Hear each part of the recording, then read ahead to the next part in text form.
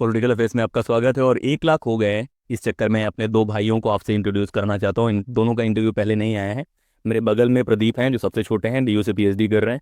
और इधर सुदीप है। सुदीप ने आईआईटी हैदराबाद से पीएचडी करा है फिजिक्स में, और अभी पोस्ट डॉक के लिए वो जापान जा रहे हैं।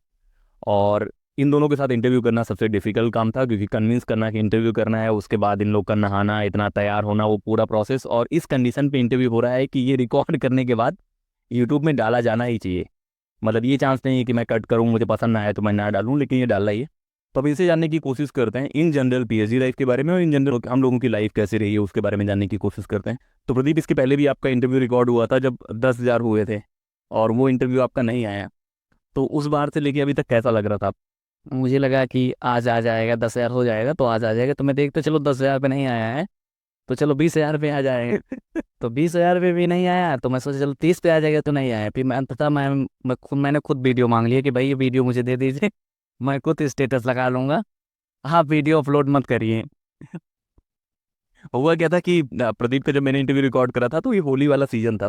तो उस सीजन में मैंने काफ़ी इंटरव्यू रिकॉर्ड कर दिए थे पीएचडी वालों के, और उसी टाइम पे प्रदीप का पीएचडी में हो गया था डीयू में। तो फिर लगा कि बाद में रिकॉर्ड करेंगे, सारी चीज़ें करेंगी, और उस लोकेशन पे मैंने काफ़ी वीडियो शूट कर लिए थे। तो मुझे लगा चलो ठीक है, बाद में डालेंगे, बाद में डालेंगे। तो वो टाइम ही नहीं आया, क्योंकि एल्गोरिदम ऐसे वर्क कर रहा था और काफ़ी तेज़ी से ग्रो कर रही थी उसके बारे में। इधर सुदीप से बातें करते हैं कि सुदीप का भी पोस्ट डॉक हो गया है जापान के लिए, तो लगभग 2-3 महीने में जाना है। तो इस चैनल के बारे में और इन जनरल हम लोग के बारे में क्या पर्सपेक्टिव है आपका, उसके बारे में बताने की कोशिश। चैनल तो आपका बहुत अच्छा चल रहा है, इस समय काफ़ी ग्रो है, मतलब कि आपने काफ़ी मेहनत की है। तो मैं बताना चाहूँगा कि संदीप भैया ने पूरा डेडिकेट होके इस चैनल को ग्रो करने की कोशिश की है। मतलब जब ये स्टार्ट किया था चैनल तो हम मतलब कोई किसी को वैल्यू नहीं था, क्योंकि सब घर वालों का भी कहना था कि जॉब के लिए जाओ, यूपीएससी की प्रिपरेशन करो, ये सारी चीज़ें करो। लेकिन इन्होंने खुद पे अपना कॉन्फिडेंट दिखाया और उसका ये यूट्यूब चैनल स्टार्ट किया है। अब हम लोग को भी मज़ा आ रहा है। मेरे पिताजी माताजी डेली इनकी वीडियोस देखती हैं, हम लोग भी देखते रहते हैं, और इनको बस यही है कि इसी तरह ये ग्रो करते रहें। और उसमें पापा मेरे रेगुलर वीडियो देखते हैं और कमेंट भी पढ़ते हैं। जो कमेंट आप लोग पढ़ते हैं करते हैं ना, तो उसमें बहुत बार होता है कि ज़्यादातर अच्छे कमेंट्स होते हैं। हाँ, मैं बताना चाहूँगा कि मेरे पापा जी जब इनकी वीडियो देखते हैं दिन में 3-4 बार देखते हैं, इवन उससे ज़्यादा। तो जो इनका कैलकुलेट होके आता है एक दिन में कितने सब्सक्राइबर बढ़े, एक दिन में कितने व्यूज़ आए, वो मेरे पापा ऐसे ऑटोमेटिक कैलकुलेट कर लेते हैं कि इतने से इतना हुआ, इतने से इतना हुआ। तो वो इसमें भी बहुत इंटरेस्टेड है, और मतलब कि देखते हैं, उनको भी मज़ा आता है, सब लोग जैसे इंजॉय कर रहे हैं। यहाँ तक कि हमारी दादी भी डेली कहती कि लाओ दिखाओ, डिब्बी पढ़ा हुआ था ना, वो दिखाओ दिखाओ पढ़ा हुआ था कि नहीं। मेरी दादी जो है वो 90+ हैं। मतलब अगर आप उनसे मिलेंगे, और मैं बहुत लोग को जानता हूँ, मैं वो लोगों से मिला भी हूँ। और डिबेटिंग में लगभग 12 साल, और इतने पॉलिटिशियंस से इतने लोगों के साथ रहने के बाद भी बहुत कम लोग होते हैं जो बहुत हाजिर जवाब होते हैं। तो मेरी दादी को आप सुबह कोई बात बोल दें, रात तक वो आपको जवाब देंगे। और भले ही वो बीमार हों, कुछ हो, लेकिन वो जवाब देंगे। तो वो हैं, उनका दिमाग चलता है। और हम लोग के घर में भी 6 लोग होते हैं, पापा मम्मी और दादी। माँ को हम लोग अम्मा बोलते हैं। तो उसमें मैं दादी के ज़्यादा नज़दीक रहा हूँ, सुदीप अम्मा के ज़्यादा नज़दीक है, छोटू पापा के। मतलब नज़दीक का मतलब है कि जो जिनके ज़्यादा अफिलिएट करते हैं, नेचर में ज़्यादा मिलते हैं उसके हिसाब से। तो ये तो यूट्यूब की कहानी है। 1 लाख होने में बहुत काम आप करते हैं, जहाँ पे आपको मेहनत लगती है, डेडिकेशन लगता है। प्रदीप ने बहुत मेहनत करी है, इलाहाबाद यूनिवर्सिटी से पढ़ाई करी। प्रदीप, अपने बारे में बताओ, आपकी पढ़ाई के बारे में। जैसा कि मैं पढ़ने में उतना अपने भाइयों की तरह नहीं था, तो शुरुआती मुझे थोड़ा डिफिकल्टी का सामना करना पड़ा, लेकिन धीरे धीरे जैसे इन्होंने सलाह दिया वैसे मैं काम करता गया। तो शुरुआत में तो मैंने इलाहाबाद यूनिवर्सिटी से यूजी और पीजी किया, और हॉस्टल में रहा, जबकि हॉस्टल का अनुभव काफ़ी अच्छा रहा। उसके बाद तो मैं सोचा अब क्या करूं, तो इलाहाबाद में यूनिवर्सिटी में एडमिशन हो नहीं रहा था, क्योंकि यहाँ पर लिखित मेरा थोड़ा कमज़ोर है। तो उसके बाद डीयू का फॉर्म आया, डीयू में इंटरव्यू बेस पे होता है, तो इंटरव्यू तो मैं अच्छा कर दे लेता हूँ। तो किसी तरह डीयू में एडमिशन मेरा हो गया, और वहीं से पीएचडी कर रहा हूँ वर्तमान में। प्रदीप इलाहाबाद में रहने के बाद लगभग 6 महीने इन्होंने मेरे साथ टाइम स्पेंड करा। लेकिन अच्छी बात मैं यहाँ बताता हूँ कि मेरा भी पॉलिटिकल साइंस है, प्रदीप का भी पॉलिटिकल साइंस है।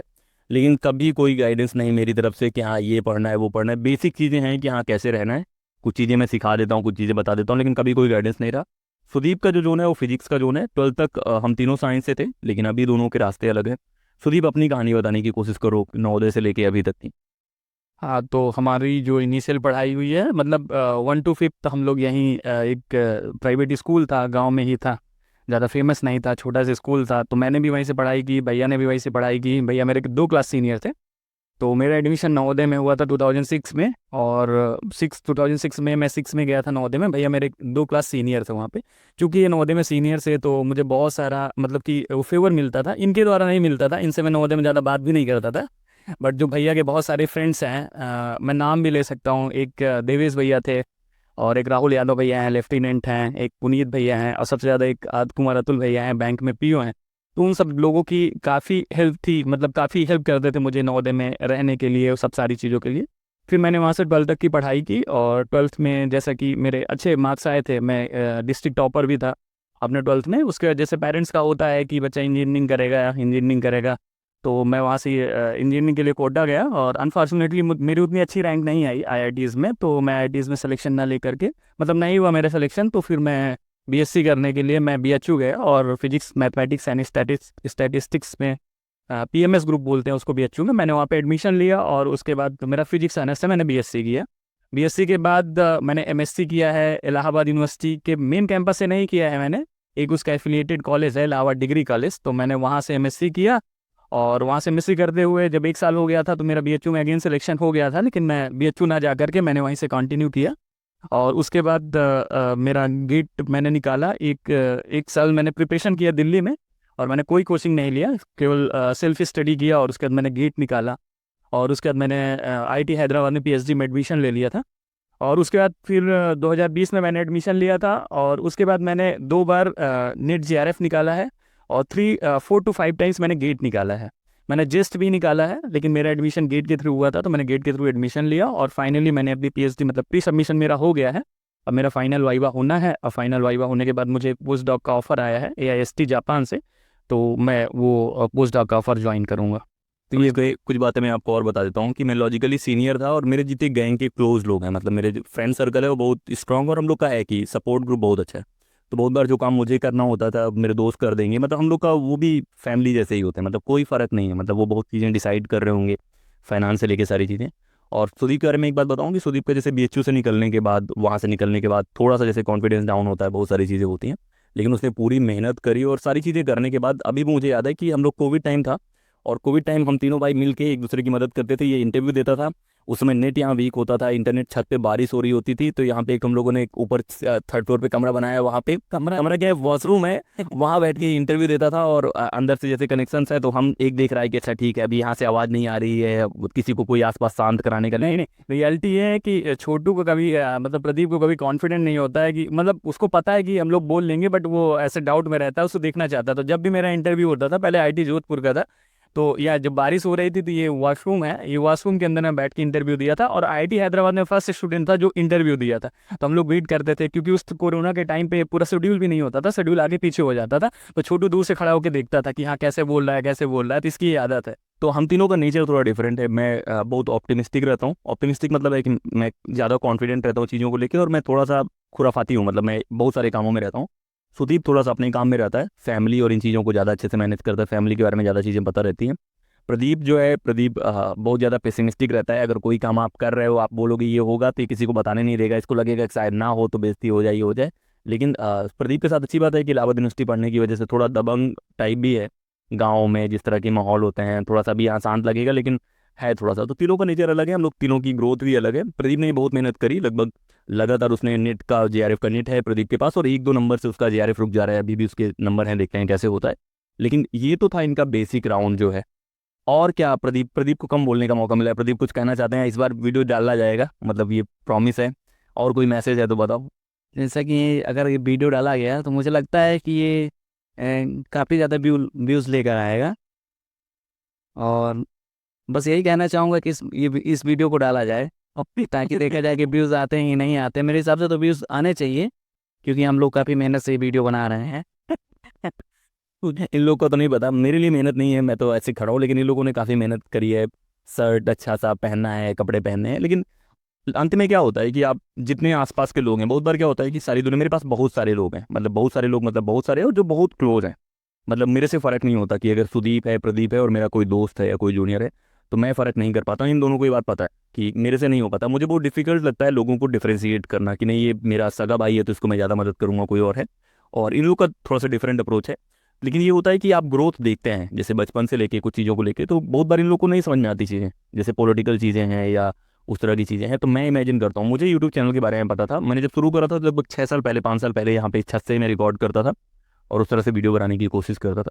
तो बहुत बार आपको सपने देखने चाहिए, भले ही आपके आसपास के लोगों को वो सपने समझ में आए कि ना आए। जैसे फिजिक्स के बारे में सुदीप की अंडरस्टैंडिंग अलग है, मैं भी थोड़ा बहुत जानता हूँ, प्रदीप भी जानता है।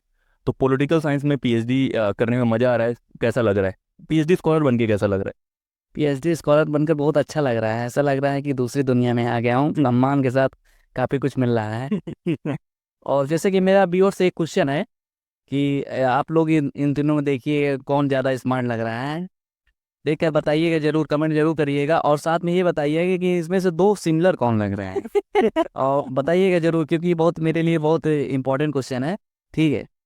तो हम लोग कहीं भी जाते हैं, जैसे रिश्तेदारी में जा रहे हैं या कहीं भी हैं, तो प्रदीप अगर मेरे साथ रहता है तो बहुत लोग को लगता है कि प्रदीप की शक्ल मेरे से ज़्यादा मिलती है, बहुत लोग को लगता है कि आपकी और सुदीप की आवाज़ बहुत मिलती है, या सुदीप की शक्ल बहुत मिलती है, या जिस तरह बात करने का तरीका है वो बहुत मिलता है। तो इसमें लेके कंसर्न रहता है, क्योंकि बहुत लोग बोलते हैं, जैसे प्रदीप को कोई बोल देगा कि हाँ अपने भाई जैसे लगते हो या लगते हो, तो वो चीज़ कॉन्सिडर करता है बार बार कि हाँ मैं भाई जैसे लगता हूँ, वैसे करता हूँ। तो ये हम लोग के बीच में रहती है। हम लोग बहुत, जैसे बहुत बार होता है ना कि बहुत हिरारकी होती है कि नहीं मैं बड़ा हूँ तो मैं जो बोलूँगा, मुझे वो सब पसंद नहीं है। मतलब हम लोग काफ़ी फ़नी तरीके से रहते हैं। जैसे अभी रिकॉर्ड करने के पहले हम लोग थे तो डिसाइड कर रहे थे कौन कहाँ खड़ा होगा। तो यहाँ पे सबसे ज़्यादा लीवरेज मिला है प्रदीप को, कि प्रदीप ने पहले अपनी लोकेशन डिसाइड करी है। मेरी डिसाइड थी क्योंकि मैं एंकर था, मैं मेरा चैनल है ये, और बाकी सुदीप को साइड लाइन किया गया है। लेकिन तीनों की लोकेशंस अच्छी हैं। कुछ और बातें सुदीप जो आप बताना चाहते हैं? संदीप भैया, इनका नाम घर में इनको सब लोग डिम्पी भी बोलते हैं। तो मैं स्टार्ट करता हूँ इनके बारे में बताने के लिए, क्योंकि इनके तो लगभग 300 से के ऊपर वीडियोस हो गए हैं। लेकिन इन्होंने शुरुआत से लेके अभी तक कैसे स्ट्रगल किया है, क्योंकि ये घर के सबसे बड़े थे, मतलब हम तीनों भाइयों में सबसे बड़े थे। और पापा लोग की, मम्मी लोग की एक्सपेक्टेशन सबसे ज़्यादा इनसे थी। और ये पढ़ने में भी अच्छे थे, तो कैसे इनकी अच्छे थे नहीं, अभी भी अच्छे भी। नहीं ठीक है, अभी भी अच्छे हैं, लेकिन मैं तब का बता रहा हूँ जब से स्टार्ट हुआ है, तब से, मतलब 11-12 के हिसाब से बता रहा हूँ, उस टाइम से भी अभी भी अच्छे हैं ऑफ कोर्स। तो मैं यही बताना चाहता हूँ इनकी जर्नी कैसी रही है, क्योंकि मैं इनसे भी कुछ क्वेश्चंस पूछूंगा यहाँ पे कि कैसे इन्होंने स्टार्ट किया, कैसे क्या किया। तो मैं स्टार्ट करता हूँ 12th के बाद से। जब 12th के बाद ये एनडीए के लिए गए थे, तो कैसे रही आपकी जर्नी, मतलब वहाँ पे कैसे फिट आप एग्जैक्ट, मतलब आप एकदम सच बताइएगा जो आपके साथ घर पे हुआ है, क्योंकि घर में हम दोनों भाई भी रहे हैं, तो हम दोनों जानते हैं क्या हुआ है क्या नहीं हुआ है। तो आप वो पूरा सच बताइए, ताकि आपकी ऑडियंस देखे तो उनको भी पता चले कि कितना स्ट्रगल से लड़का कहाँ से कहाँ जा सकता है। देखो मतलब स्ट्रगल क्या होता है, बहुत बार मैं स्ट्रगल और वो सब नहीं, मैं इंजॉय करता हूँ चीज़ें। जैसे बहुत बार लोग होते हैं तो उनको कुछ अनसर्टेन मिलता है, जैसे बहुत बार मैं बोलूँगा कि मुझे कहीं जाना है लोकेशन पे, तो बहुत लोग होते हैं कि यार कैसे जाएंगे, मैं उसके बारे में होता नहीं, मैं उस प्रोसेस को इंजॉय करना थोड़ा सा ज़्यादा वो करता हूँ। तो मैं, मेरे एनडीए हो गया था, एनडीए के बाद मैं मेडिकल आउट हुआ, वहाँ से मेरी रैंकिंग अच्छी थी। तो घर वालों के लिए एक शौक होता है कि यार नाम भी हो जाता है कि आप काफ़ी फेमस हो जाते हैं, सारी चीज़ें होती हैं। तो मेरा जो अतुल है दोस्त, जो सुदीप के बहुत क्लोज है, मतलब बहुत क्लोज, मतलब बहुत, जितनी बातें मुझे पता होगी ये दोनों, वो मेरा दोस्त है लेकिन ये दोनों बहुत क्लोज है। तो वो फॉर्म डाल रहा था डीयू का, तो उसने मेरा भी फॉर्म डाल दिया। वो खुद नहीं गया, मैं चला गया। तो मैं दिल्ली में जाता हूँ 2012 में लगभग, और 2012 में लगभग 17-18 साल का होके वहाँ जाना, फिर रूम सेटल करना, फिर उस कल्चर में रहना, फिर हिंदू कॉलेज में पूरा उस तरह से सर्वाइव करना, कोर्सेज डिसाइड करना, क्योंकि मैं साइंस से था। तो उसकी एक अलग कहानी को कभी डिटेल से बताऊंगा। जो चीज़ें आप स्ट्रगल करके जहाँ पे आप खुद से करते हैं वो थोड़ा सा ज़्यादा मेमोरी में रहता है। जैसे किताबें पढ़ना हो गया, दोस्त बनाना हो गया, लोगों के बीच में रहना हो गया, उनसे सीखना हो गया, डिबेटिंग हो गया। तो मैंने जो भी चीज़ मुझे करता है, ट्राई करने का मन करता है, मैं करता हूँ, चाहे वो किसी भी जोन के बारे में हो। मेरा मन करेगा कल एंकरिंग करने के बारे में, मेरा मन करेगा कल मूवीज़ के लिए लिखने के लिए, तो मैं वो भी एक्सप्लोर करूँगा। तो मैं थोड़ा सा वैसे हूँ। तो वैसे ही था मेरा। ये है कि मेरी 2-3 आदतें अच्छी हैं जो इन लोग की थोड़ी सी खराब है। एक मेरा सुबह उठने वाला है, कि मैं सुबह जल्दी उठता हूँ तो मेरे पास टाइम ज़्यादा होता है, तो वो कर लेते हैं। बाकी स्ट्रगल इस सच बहुत बार होता है कि आपके पास कम पैसे होता है। जैसे मुझे अभी याद है कि जब मैं शुरू शुरू में गया था यहाँ से, तो मुझे नहीं पता था कि हिंदू में एडमिशन लेने के बाद मुझे रुकना ही पड़ जाएगा, तो मुझे लगा आना पड़ेगा। तो लगभग 2-3 महीने में था, मेरे पास एक शर्ट थी हाफ और एक टी शर्ट थी, और उसमें मैं 3 महीने के आसपास रहा हूँगा वहाँ पे, और वो टाइम स्पेंड करा। फिर वहाँ पे सीखना कि बाकी आर्ट्स वाले हैं, वो सारी चीज़ें। तो लाइफ आपको बहुत बार अलग अलग सिचुएशंस में रखेगी, लेकिन अगर आपको मज़ा चाहिए तो जस्ट जंप कर जाओ, थोड़ा सा एक्सप्लोर करो, और फिर उसके बाद बहुत सारे चांसेस मिलते हैं। मतलब मैंने जिस तरह की लाइफ जी है, मेरे बहुत सारे दोस्त हैं, जिस तरह का मेरा डेली का लाइफ रहता है, जिस तरह मेरा घूमने का है, मिलने का है लोगों से, उस तरह का मतलब लोगों की ख्वाहिश है कि वैसी ज़िंदगी का एक हफ्ता भी बिता पाएँ। तो मैं वैसी ज़िंदगी जीना पसंद करता हूँ जहाँ पे लोगों की ख्वाहिश है वैसे रहने का, वैसे रहने का। उतना ये नहीं कि ये होता वो होता। आप जो भी चांसेस हैं आपको लेने चाहिए अगर आप कुछ और देख पाते हैं। मैं इसमें कुछ और जोड़ना चाहूँगा जो इन्होंने नहीं जोड़ा है इसमें। एक्चुअली होता क्या है, जैसे बहुत सारी ऑडियंस हैं जिसके पास जिनका अच्छा फाइनेंशियल बैकग्राउंड नहीं है, बहुत गरीब हैं या किसी भी तरीके से करके वो पढ़ रहे हैं। तो मैं बताना ये चाहता हूँ, जब 12th पास होके ये गए थे तो इनका तो 12th के टाइम पे ही एनडीए का रिकमेंडेशन मिल गया था, बट ये मेडिकल आउट हो गया थे। पापा लोग की एक्सपेक्टेशन बहुत ज़्यादा थी कि हाँ इनको होना चाहिए होना चाहिए, वो किसी भी तरह से परेशान थे कि इनका हो जाए हो जाए। लेकिन मुझे अभी भी वो टाइम याद है जब इन्होंने पापा से कहा था, क्योंकि जब पापा भी देख रहे थे कि कहीं कुछ सोर्स मिल जाए, कहीं कुछ मिल जाए, बट वो पॉसिबल नहीं है उस एरिया में। तो इन्होंने पापा से कहा था कि आप मुझे 3 साल दीजिए, मैं आपको 3 साल में एक आईएएस बन के दिखा दूंगा, ठीक है। तो ये इन्होंने कहा था। और जब वो समय ये इलाहाबाद गए थे तो मुझे अभी भी याद है जिस रूम पे ये रहते थे, अतुल भैया भी साथ रहते थे, वहीं आसपास रहते थे। तो इनके रूम में उतनी अच्छी फैसिलिटी नहीं थी। 1-2 बार मैं गया हूँ, आप देखते उसी रूम पे खाना बनता था, एक तरफ से पानी बहता था, वो सारी चीज़ें हैं। और एक चीज़ मुझे अभी भी याद है, वो चीज़ ये है कि इनका एक मोबाइल खो गया था। यानी कार्बन कंपनी का एक मोबाइल था, सिंपल सा मोबाइल था। वो मोबाइल इनके इनके इनके पास ऐसा भी मोबाइल नहीं था जिसमें नेट चलता हो। तो इनका जब मोबाइल खो गया था तो ये घर पे आके डिस्कशन हो गया, तो हो रहा था। तो उस समय ऐसी कंडीशन थी कि मतलब ऐसी कंडीशन नहीं थी कि इनका एक दूसरा नया मोबाइल भी ले सके, लेकिन किसी तरह अरेंज करके पापा ने दिलाया इनको मोबाइल। और फिर जब ये दिल्ली जा रहे थे तब भी ऐसा था कि कैसे जाएंगे। पापा का ये था कि दिल्ली जाएंगे तो बिगड़ जाएंगे, घर के पहले लड़के हैं, और कैसे मतलब कैसे मैनेज होगा सारी चीज़ें। बट फाइनली ये दिल्ली गए और दिल्ली में इन्होंने डीयू से पढ़ाई भी की, हिंदू कॉलेज से भी पढ़ाई की, और तब से अभी दिल्ली में भी पढ़ाई कर रहे हैं, अपना रिसर्च कर रहे हैं, सारी चीज़ें कर रहे हैं। तो मैं कहना ये चाहता हूँ कि मतलब इनके लिए मैं ये कहना चाहता हूँ, इनके सपने हमेशा से बड़े थे। मतलब हम लोग थोड़ा कैलकुलेटिव हैं। हम लोग कैलकुलेटिव इन सेंस ये है कि अगर हमारे पास लिमिटेड पैसे हैं तो हम लोग सोचते हैं यार इसको ऐसे खर्चा करेंगे, इसको ऐसे खर्चा करते, ये नहीं सोचते। मतलब कि इनके सपने बड़े हैं, इनको ये है कि इनको करना है तो करना है। इनका ये था कि इनको यूट्यूब करना है तो करना है। इन्होंने शुरू से ही यूट्यूब किया था, उसके बाद अच्छे माइक्स ले लिए, कैमरा ले लिया, मोबाइल ले लिया, तो इन्होंने इन्वेस्ट किया उसमें। तो ये हमेशा ये कहते हैं, दो चीज़ इनकी मैं एग्री करता हूँ। एक चीज़ जो कहते हैं, ये हमेशा इनके वीडियोस में मैंने देखा है कि सपने बड़े होने चाहिए, और दूसरा ये है कि एम तुम्हारा फिक्स नहीं होना चाहिए। जैसे इनका एम था पहले एनडीए, बाद में यूपीएससी, अभी यूट्यूब। तो एम भी जो आपकी जो मंजिल होती है धीरे धीरे करके वो बदलती रहती है। तो मैं ये कहना चाहता हूँ। और इस चीज़ को बहुत ज़्यादा मेरा है कि आपकी कहानियों में आपकी जो विल पावर है, मतलब आप जो करना चाहते हैं, जैसे आप रीजन तलाशेंगे कोई काम ना करने के तो आपको बहुत मिल जाएंगे। मेरा है कि अगर आप फेल करने के लिए तैयार नहीं, मेरा जो बहुत सारे प्लेयर्स होते हैं वो बनते हैं फेल करते हैं, तो अगर आप फेल करने के लिए तैयार नहीं है तो आप सक्सेस बोल जाइए।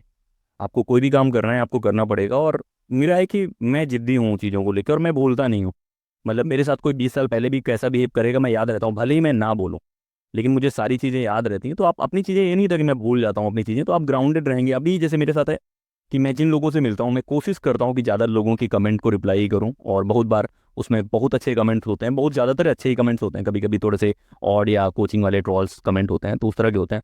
तो आप प्रदीप से कुछ हिस्सा जानने की कोशिश करते हैं, क्योंकि प्रदीप मेरे साथ रहे हैं लगभग 1 साल 1.5 साल, तो उसके हिसाब से प्रदीप अपना एक्सपीरियंस बताने की कोशिश करो। जैसा कि मैं घर में भैया के साथ रहता था, तो यहाँ पे मैं भैया तो बोलता था, लेकिन 1-2 दिन बाद आते थे, तो अगर 2 दिन हुआ 3 दिन हुआ तो उसके बाद लड़ाई चालू हो जाती। फिर भैया से डिम्पिया डिम्पिया बोलने लगता, तमीज़ नहीं है तेरे। तो मैं ऐसे था घर पे, मैं अगर 2-3 दिन हो गया तो मैं फिर लड़ाई झगड़ा चालू हो जाता था। लेकिन जैसे ही मैं जेएनयू गया भैया के पास रहने, वहाँ पे मैं 6 महीने रहा भैया के साथ।